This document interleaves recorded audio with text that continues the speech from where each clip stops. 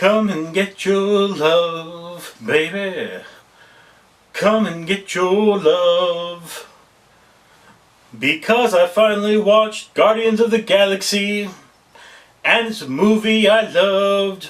Well, I don't know if loved is the right word, but 2014's, excuse me, Guardians of the Galaxy was a good movie.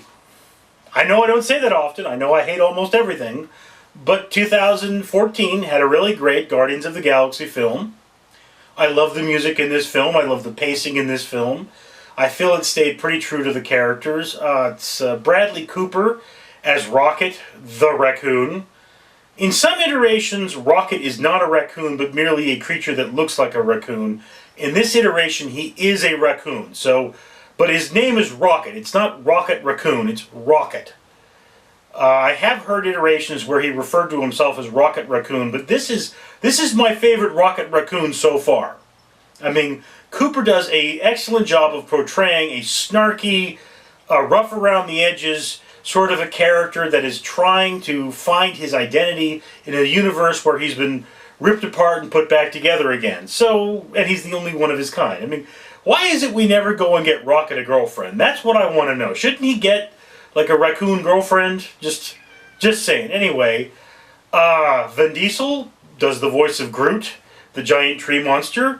Yeah, you know, I'm liking it. It's not necessarily the best Groot. Oh, itch. Sorry, I had to see that. It's not necessarily the best Groot I've ever heard. There are cartoon iterations of the Guardians of the Galaxy that often have a excellent Groot. I think my favorite comes with the Ultimate Spider-Man is the one I really prefer. So yeah, there's that. I mean, what's his name? Chris Pratt, I think, as Peter Quill. Is it Pratt?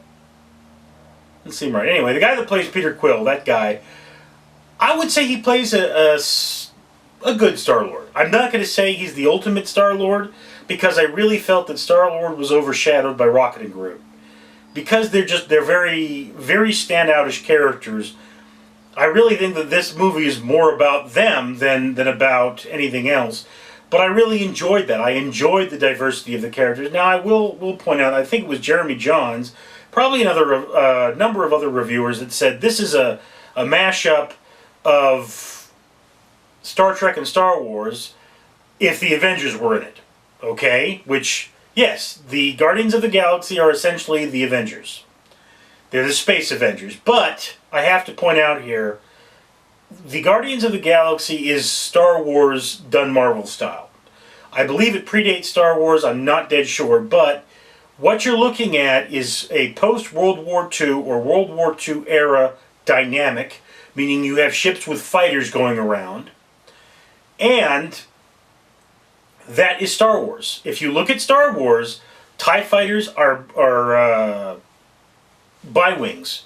The old World War I bi-wings, they got faster and better at the beginning of World War II, and were still utilized. In fact, it was World War I era bi-wings that were used to sink the largest Nazi war vessel.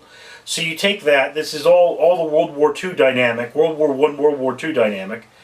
And here's the thing, Star Trek is a colonial, pre-colonial dynamic. It's clipper ships and high-masted sail ships, and the way that is. You see that with the shuttlecraft.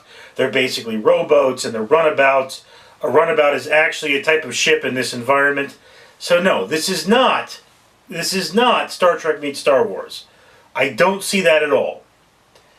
I do see a number of similarities to other things, but look, all in all, Guardians of the Galaxy was a really fun movie.